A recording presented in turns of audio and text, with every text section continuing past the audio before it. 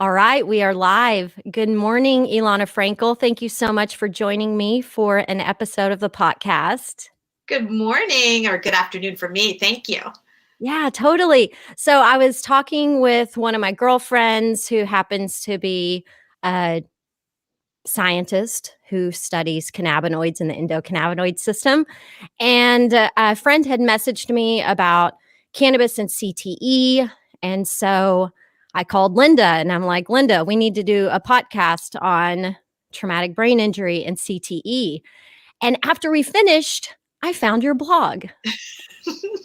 And I just thought, how amazing is this? So I'm so happy to have you here today to give us a look at what life is like living with traumatic brain injury and what it looks like to consciously choose cannabis as an option for your healing. So thank you for being willing to share that story.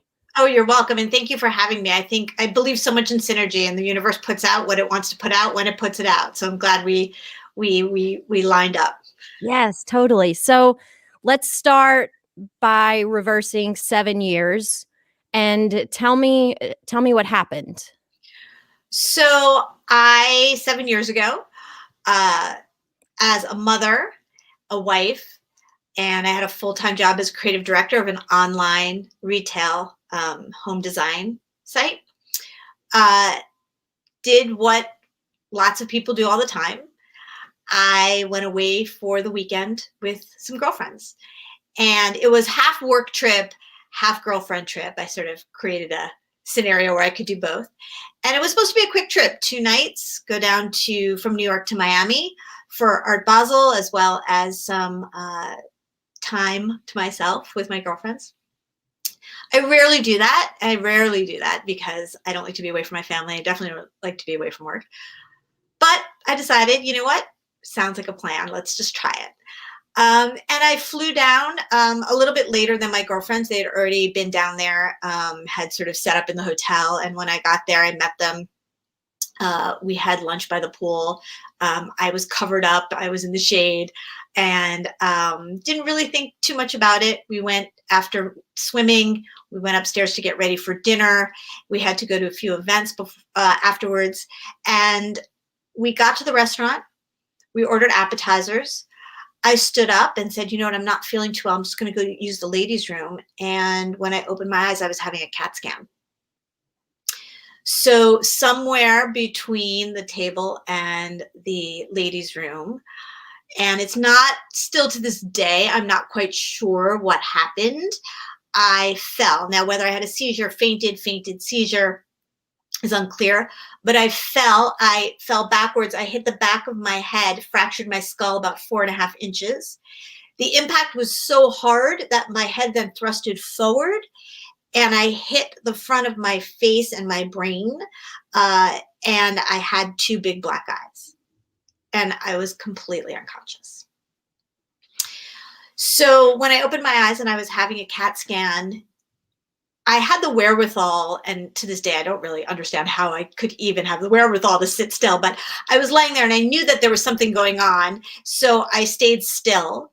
But when I came out of the CAT scan, it was very apparent to everyone around me that I was presenting like a stroke victim.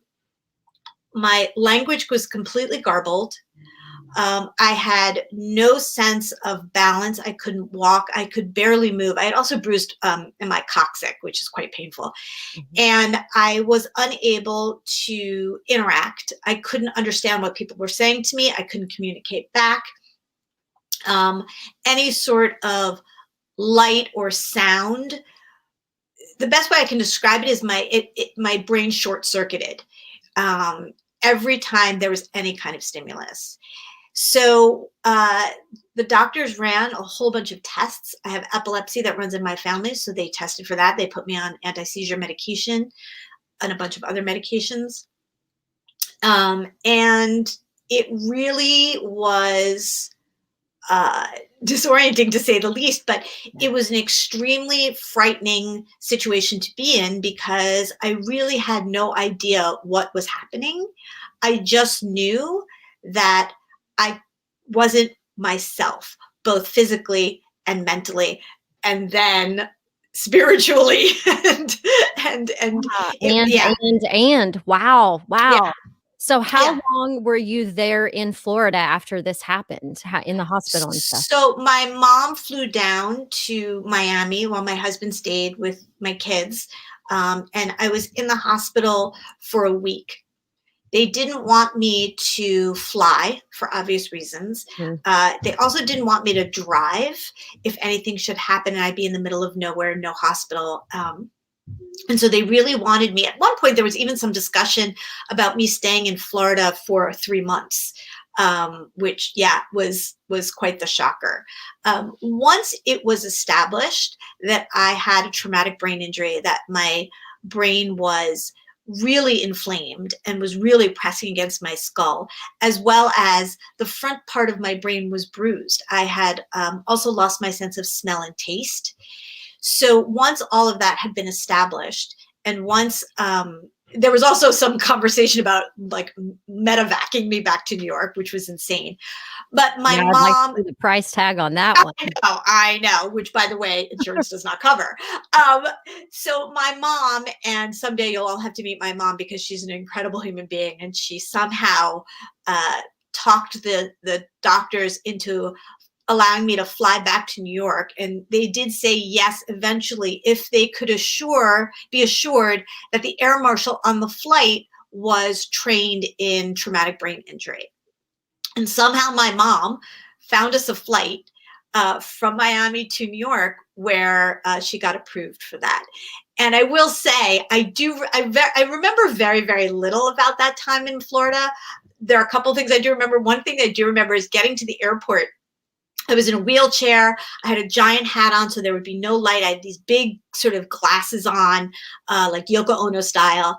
And there were about 10 other people in wheelchairs with the exact same look about them, because it was obvious they had all had some sort of head injury or some sort of, injury where they could not, have light or stimuli. And so, but they were all in their 70s and 80s. And it was this sort of train of, TBI victims trying to get from Florida to New York. I mean, I'm smiling. I know. It is a funny visual to think, or everybody's like, wow, that's a lot of celebrities. Maybe we need their autograph. Oh, no, that isn't even the funniest part. The other two things that I remember being in the hospital is when I first got there, they didn't have a private room for me. And so they put me in a room with an older gentleman who had Tourette's. So if you can imagine somebody with brain injury who is short circuiting, can't have any stimuli, every 10 seconds, there would be a guy yelling obscenities. And I'm glad we're doing this live stream because I kept doing this to the nurses and no one understood what I was trying to do. When I was pregnant, I had a C-section, and this was the thing I used. This is the movement I used for morphine. So I just kept doing this. I was like, somebody give me morphine or give that guy morphine because I can't handle this anymore. And then the other thing, I don't remember this, but I was told that this happened. So when I was at the restaurant, I was laying flat down on my back. I was completely out of it. My girlfriend had called my sister, my mom, my sister, my husband. She was on the phone with my sister. And apparently my sister asked if I could get tested to see if I had been roofied. She was concerned I had been roofied. And so I have no memory of this, but my girlfriend said at some point, I must have heard it, in my subconscious. I sat up and said, nobody roofies a middle-aged suburban mother of two. And then I went back down. So, I mean, there is some humor in it, years later, but I finally got back to New York on this crazy flight. And I went to go see neurologists. I mean, that's what one does. You go to see doctors who you think can help you. And they all said to me pretty much the same thing. They're like, you have a traumatic brain injury. Your brain is swollen. It's obviously pressing on your skull. You obviously have bruised areas that are affecting your taste and smell. You can't have any stimuli. We can only tell you to bed and brain rest, which means you lay down in a room, dark, no stimulus, for as long as it takes for the swelling to go down, and then we can assess what the damage is. And my husband, Meanwhile, your, like, muscles are atrophying and you're yeah, feeling and like my probably going crazy just sitting in silence and darkness. Wow. Yeah, and I am not that type of person, as you can see. I also had a full-time job. I had about 40 people reporting to me. And as I said before, I am a wife and a mother. And I remember my husband saying to the doctor, well, how long do you think this bed rest could last for? And the doctor said, it could be a year, it could be 3 years. And it was that moment that we all realized not only the severity of the situation, but that we were going to have to figure out a way to live while healing. Yes. Yes. And nobody was giving us any recommendations. And so we had to figure it out for ourselves. So this became the time where it's like, "All right, we're in homework mode." Well, this is where my husband kicks in. This is where Saint Dan definitely kicks in. He basically came to me after a day of bed rest, which by the way, I'm like literally the worst patient ever.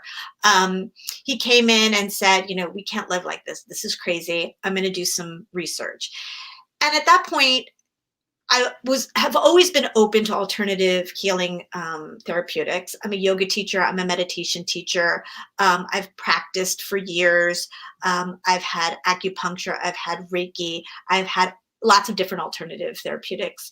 And so I was open to it. I was also desperate. I didn't want to lay in a room and not be a part of the world for a year. So with both of these things in mind, great, but I was also incapacitated. So my husband picked up the slack and he started going to homework mode and research mode. And he came back about 24 hours later and said to me, listen, I've been doing research online. I found some great research that's being done in Israel with soldiers who have had head injuries with IEDs and also PTSD. Don't freak out, but it includes cannabis. And, it was that moment where I said, no, I remember I put up my hands and was like, no, I've tried cannabis before and I'm already feeling stoned. Like I'm not doing this. Can And I ask you real quick, yeah, of course. how long had it been since you had experimented with cannabis? Oh, I had been a, responsible, adult user for years. But it was much more in terms of relaxation and anxiety or just, end of the week kind of thing. And it wasn't very much, and it wasn't as if I was paying attention to dosage, intake method, strain, any of those things. It was just there and I did it and that was the end of it. So when you had that initial impulse of no way, not cannabis, what was the motivation for that thought? Well, because I knew what I felt like with THC and I knew what I felt like at that point. And it was kind of the same thing. I felt completely out of it. I felt foggy. I felt and I didn't want to exacerbate that feeling. I didn't understand that there could be a therapeutic value. I just knew that I didn't feel myself and I didn't want to take anything that would exacerbate it. Copy that. That makes sense. Yeah. So when he said to me that, and I put up my hands, he then said, wait a second, it's not THC, it's something else. And I was like, what else is there? And he said it's CBD. And at that point, 7 years ago in New York, a prohibition state, the idea of CBD was non-existent. And so I just sort of looked at him, the crickets were chirping, it was silent. I had no idea what he was talking about. And then he started to explain to me what he had read, as well as what he had spoken to people that we knew out on the West Coast, growers, cultivators, people who we trusted and who've been in this community for a really long time. And he said, listen, I think that this is something we need to think about. This is something that's a natural anti-inflammatory. It's a neuroprotectant. And this is something that has been shown to help and improve the healing process. So I was like, you know what? Okay. Again, I'm open to alternative therapeutics. I'm a little bit desperate. So yeah, let's try it. So that's great. But then the crickets started chirping again because here you are on the East Coast, New York State, a prohibition state. And how do you get it? Like, what do you, and not only how do you get it, what do you get? How does it come? What is it? And so again, we reached out to our community, we reached out to our friends, we reached out to people who we trusted and knew who'd worked with the plant for years. And they sent out the word to their friends, and we started receiving product. We started receiving everything from topicals and tinctures to vapes. And it was apparent that there was a lot of it happening and a lot of people working with the plant in this capacity. But when we received it, there was no information. I had no idea if it was hemp derived. I had no idea if it was marijuana derived. I had no idea what the dosage was. I had no idea what the difference in feeling would be from a topical or a tincture to a vape pen to flower. Nothing. I had no idea. And so then began the next level of education. What do I do with all this product, and how do I do it? It's like you really have to be open to experimenting and being willing to just like, all right, I'm going to try this today. But, I'm sure you journaled it all. You tracked everything so you could Absolutely. And I know did what what was comes, working. I did what comes sort of innately, naturally. I started low and slow. I did a little bit of something. I'd sit there, I'd say, okay, how does this make me feel? And then if it felt good, I do a little bit more until it didn't feel good. And then I would back up and titrate to my optimal dose. And so as I tried more and more product, it became apparent to me that not only were some things better than others, but it also occurred to me that some things work better at certain times of the day. It also occurred to me about dosage, how much to take and when. It also started to occur to me that when I was sleepy, what was going to allow me longer periods of sleep? When I had anxiety, what was going to sort of calm that anxiety? And when I had a chronic pain, what was helping alleviate the chronic pain?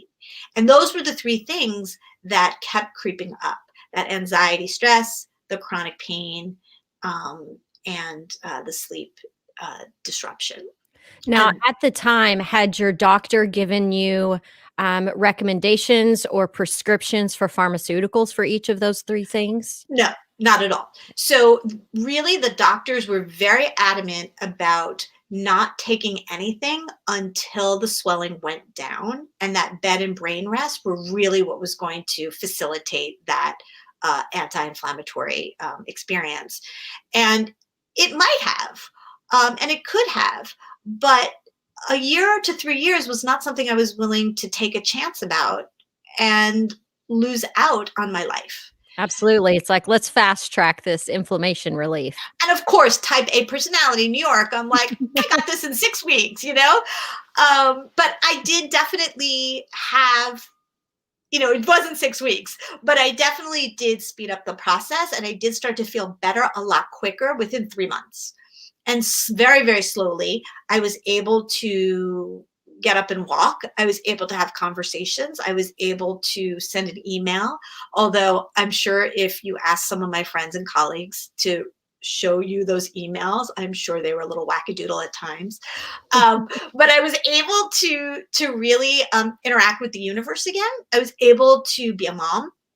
I was able to interact with my kids. I was able to assure my family that I was going to be okay, because there was a lot of anxiety around, is mom going to be okay? And I think all of those things I attribute to me working with cannabis and finding the right experience for me and my health. I will say that while my doctors didn't prescribe anything or weren't really, I didn't really have a conversation with them about cannabis. It was really kind of quiet and private at that point. Mm-hmm. I did turn to doctors who I knew who had been working with the plant and asking them questions and educating myself. So my husband, as well as people in the community, for a lot of anecdotal evidence. So I did consult with people. It just wasn't on the sort of public professional level that I was used to. Yeah. And I think that's a good point to make in general, because, we constantly are like, talk to your doctor before you start a treatment like this. Make sure there's not any drug interactions, things like that. But there are so many doctors that have no clue about cannabis. So when someone doesn't know about something, their first inclination is to tell you, no, don't do it. So seeking out someone who is educated, who has studied it, who knows, Eastern and Western medicine is so important to get a true, well-rounded view of what you're doing. 100%.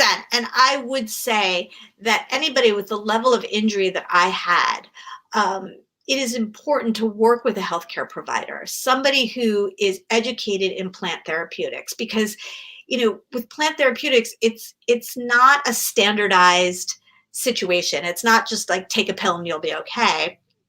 It's, you know, finding the right, it's very personalized and it's a very customizable experience.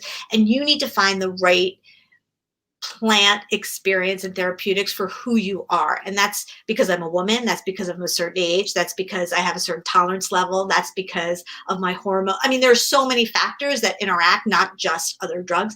There's so many other things that interact with plant therapeutics that you have to be aware of, that it's important to have a conversation, a relationship with somebody who does know. Yes, and then you develop such a deeper knowing with yourself and your own body because, plant medicine really requires us to check in and be conscious versus, just throwing back the handful of pills that you take with your water before you drink your coffee in the morning or whatever. So, Yeah, I thought as a yoga teacher and a meditation teacher, I thought I knew my body. Like I was like, yeah, I got this.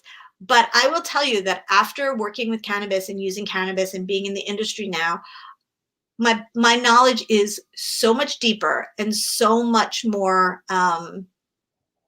in tune with what's really going on.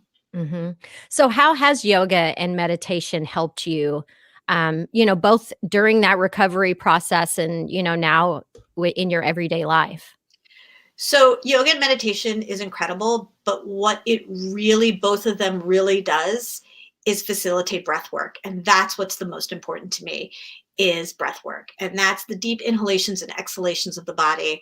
That is making sure as you inhale and filling up the belly, the rib cage, the chest, you're making room, spacing out, being present, but also calming the nervous system. Breath work is the most, I mean, it is quicker than an indica. It will calm you so fast. And that is what I could never live without. Yeah, and it's oxygenating your blood, and that is we need that for healing. Another thing that kinda goes hand in hand with that is your nutrition. Did your diet change, when you started going through this healing process? So as I said, I lost my sense of taste and smell. Oh, So yes, when it first healthy. happened, I was like, you know what? This is fantastic. All I'm going to do is eat greens. Like all of those disgusting like smoothies with like kale and spinach and everything's like, no problem. I'm gonna be the healthiest person I know. Greens, greens, greens. Well, after a couple of days of just greens, I felt horrible. I felt just depleted because I wasn't balancing my nutrition with anything else. And as soon as I introduced some fats, I was the happiest person in the world. It was fantastic. So I really was able to understand that I needed a balance in nutrition, but also what was curious to me and which I never really understood was, the munchies. So, you get high and you're like, oh, I have the munchies, blah, blah, blah. But what happened was, because I lost my sense of smell and taste, I really just lost any interest, or nutrition and food just wasn't as pleasurable. And I had so much anxiety that I sort of stepped back from food and I wasn't getting the calorie intake that I needed. And the appetite excitement from the cannabis really helped me reintroduce and start to enjoy food again, and thus get my nutrients that I needed. Yeah, and, you mentioning fat, and once you introduced it back into your diet, how you felt so much better. Fat is brain food.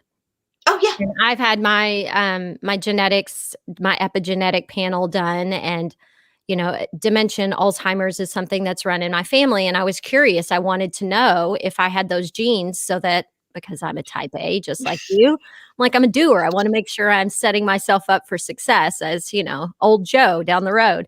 And one of the things that I learned was, you know, slurping up a spoonful of olive oil first thing in the morning, like feeding your brain good fat as soon as you wake up is important for brain health. So I it just makes logical sense to me that, you start eating avocados or whatever and you start feeling So better. sweet. So sweet that you thought I had olive oil and avocados. I was eating ice cream like you wouldn't believe. I love ice cream so much. And so I was like, fat? All right, bring it. I'll have the ice cream. Oh, yeah. But yeah, I'll tell you that I had avocado and olive oil. Sure. Well, I'm looking at this lustrous hair of yours. So Yeah. Okay. Sure. Yeah. Avocado and olive oil. Totally. Totally. Hilarious. So, how has this chapter in your life changed you as a parent? Because, when I was talking to Dr. Linda Klumpers about traumatic brain injury, I have a lot of littles and they play sports and that kind of stuff makes me nervous. And so, when you know things, you can't unknow them. So, the fact that you have two young boys has what you've learned about TBI changed your parenting style? It's a really good question. And it's one that I struggle with, I think about often, especially I have two boys and one, is just like, I want to go fast. I want to go now. I'll go and just jump in and do. I have another one who's a little bit more cautious and thinks a lot about it before he goes into the situation. And it's challenging. There's no doubt about it. I'm pretty open with my kids about CBD and about my head injury and what has happened, and they're pretty knowledgeable about the plant and what's happening. So I think they understand that it's there as something that can help.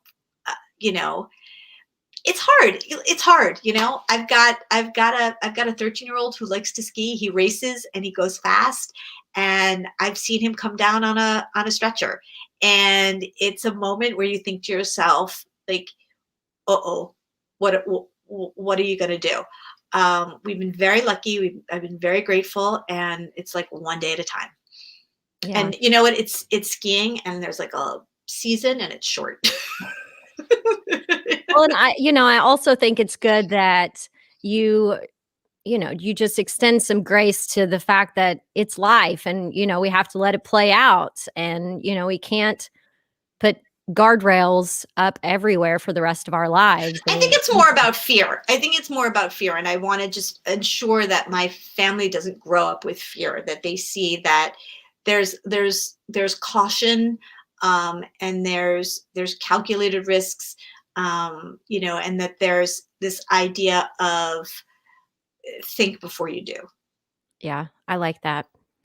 So do you feel like there is a part of you that you knew before 7 years ago that's missing or that it's like just out of reach? Do you struggle with any of those things internally? I think that the only thing that I struggle with now, I mean, I still have some residual issues. My sense of smell has not come back. So I miss smelling. I'll tell you, it's one of those things you don't think about, because you don't think about it until someone says, "Ooh, doesn't that smell good?" or "Ooh, that smells bad." I definitely miss smelling. Um, but I don't, and yeah, I don't know. I don't think I miss any part of me. I think I'm a better person because of what happened to me. I think I'm a different person. But I think my personality and who I am to the core and my DNA is still the same. Yeah. Yeah, I think so. I do sometimes suffer from a little PTSD, I will say. There are times when I'm walking down, there's a certain set of stairs, when I commute to Manhattan, that I go from the train station down to the subway, and it's the only set of stairs I could take. And I'm very cautious because they're very steep and slippery, and I'm holding on to the rail for dear life because I'm afraid I'm going to fall. But otherwise, I think I'm pretty good. Nice. Well, what's something new that maybe you found about yourself, the new you, so to speak, that you love? I think that I took this energy that I found and channeled it into a business, and I never thought I would do that. I never thought I would, um, take this concept of plant therapeutics, of the plant, of cannabis, and expand it out to other people. And that has been incredibly rewarding, incredibly humbling. And I have found in myself uh, a woman who can advocate for others and who can advocate for the plant. I found somebody who is very, very community minded and loves to be a part of the industry and is willing to do all of the hard work that it takes to be in this industry. And that strength is really fun to have now. Yeah, I like that. It feels good. Yeah. So your situation fueled this entrepreneurial journey. So let's talk about that a little bit. So you're a ganjapreneur now. So what Good Lord. It's so funny. There's so many words for it. But I feel like what ended up happening was that when I was well enough to get back to work, and I started going back to my job, a couple days a week. And then when the business was sold to another business, the new company asked me to go along. It was the perfect moment for me to say, wait a second, like life is so short, life is precious. Is this what I really want to do? Is this the next step that I want to take in my evolution, to just get on a train and commute to another job every day? Granted, it was one that I loved with an incredible group of creative people who I love and adore, but it didn't feel like me anymore. It felt like there was a bigger plan for me. I mean, that sounds so crazy, but if I felt like internally there was something bigger and different that I needed to do, that needed to come out. And so it was obvious that it was going to be with the plant. It was going to be around cannabis. And I remember saying to my husband, listen, I'm quitting and I'm going to start a cannabis business. And he was like, I totally hear you. This is great. I believe I saw just what you saw. He's like, but it's illegal. And we were like in therapy. I was like, I hear you, honey, but I'm not going to do anything that will put us in jeopardy. It's all going to be about, education. He's like, I hear you. So we both went back and forth. And we both knew that the Farm Bill was coming up. We both knew that there was a big chance that hemp and hemp-derived products were going to be less illegal, more legal. And so until that time, I decided to take a year and really immerse myself, not only in the community and really educate myself from like soil to shelf, but really take the time to talk to women about the plant and what their relationship with the plant is. And I ended up doing these sort of focus group Tupperware parties around the country where I would go to someone's house, usually, a woman in her 40s. She would invite 10 of her friends, and inevitably, her 20-year-old daughter and her 75-year-old mother would come. So I had all these women in different ages and stages, and we would just sit and talk. We would talk about the plant, but we would also talk about what their current state of health looked like and what they were looking to improve. And weirdly, just like I had found with my TBI, a majority of these women talked about the three things that I had spoken about: anxiety and stress, chronic pain, and sleep disruption. And that's when it clicked to me that there is a solution, there is a plant-based solution to these issues, just like I had. And that was the beginning of the journey. That was the beginning of understanding how I could take this from just me and scale it to us.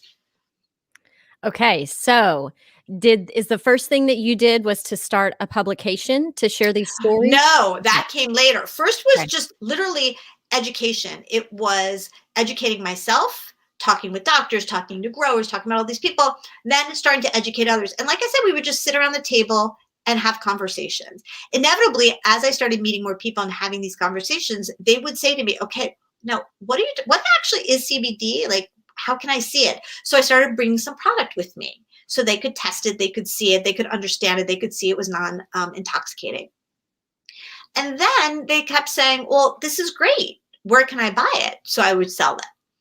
And then I would leave. I'd go back to New York and they'd be in Minnesota, and I'd get a call or an email and be like, I need more. So I threw up a website. And so it became clear to me that a business model had to include three things: education.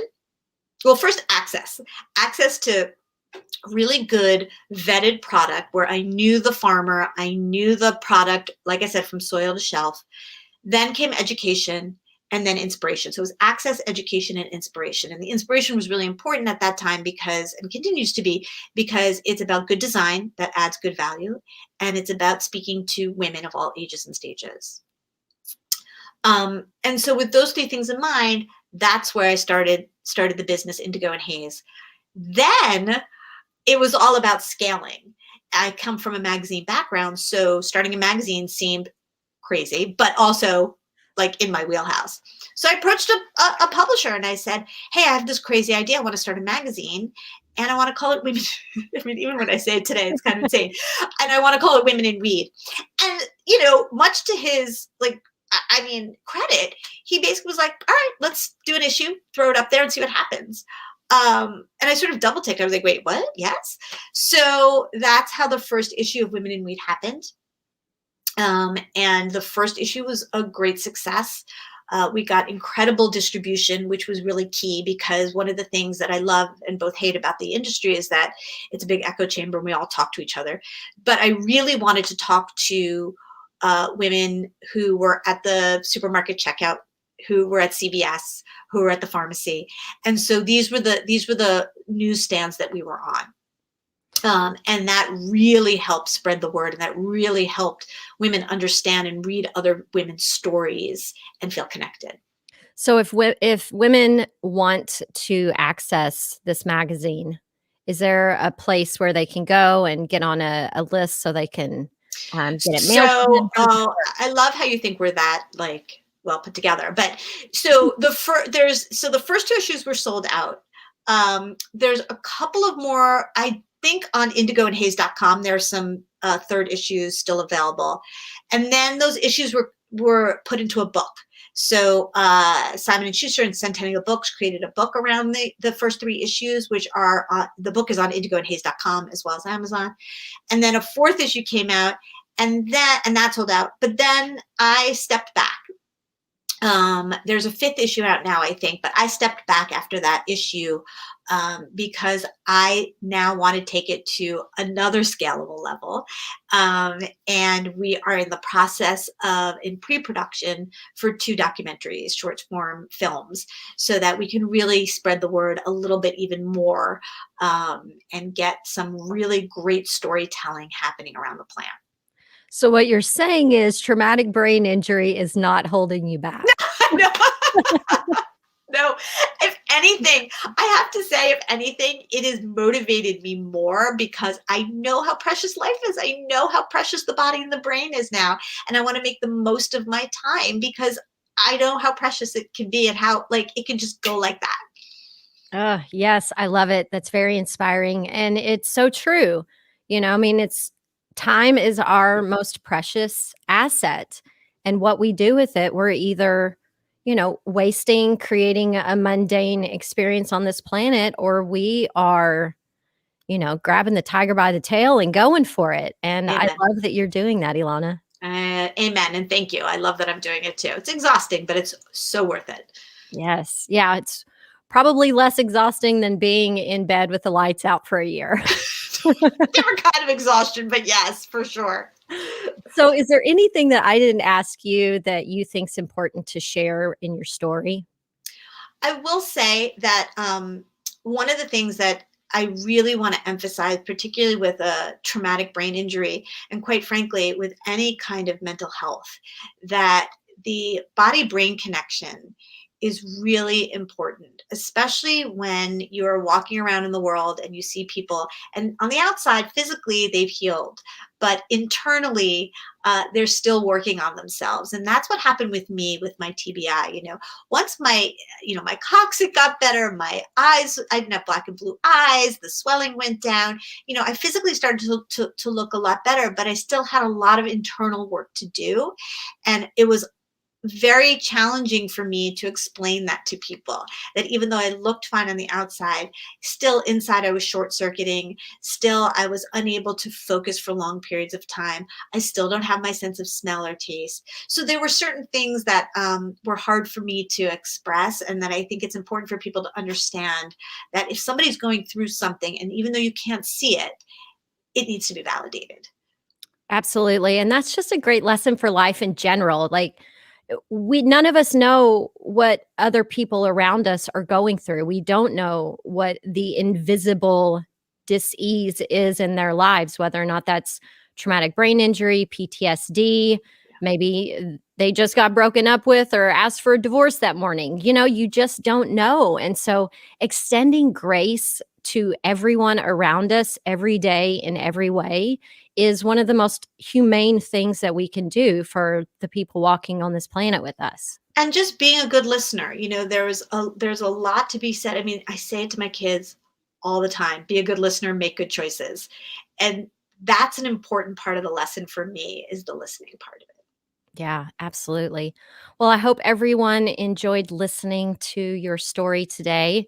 And indigoandhaze.com is where people can go to support your female owned small business. And I'm excited to see what documentaries and what other content you put out into the world. Thank you so much. And thank you for this opportunity. It's been great speaking with you, and I'm so appreciative. Yes, absolutely. And I am hoping to speak to an athlete that has CTE at some point. So just putting that out into the world. If someone hears this and, they're an athlete that's played full contact sports and suffers from CTE, I want to be able to hear that side of the story too. Elana, if you know someone in your network that might be a good candidate to speak with me, I'd love to connect with someone else around that and kind of round out this story. Sounds like a plan. I like it. All right. Well, thank you everybody for tuning in this morning, and y'all have a great day.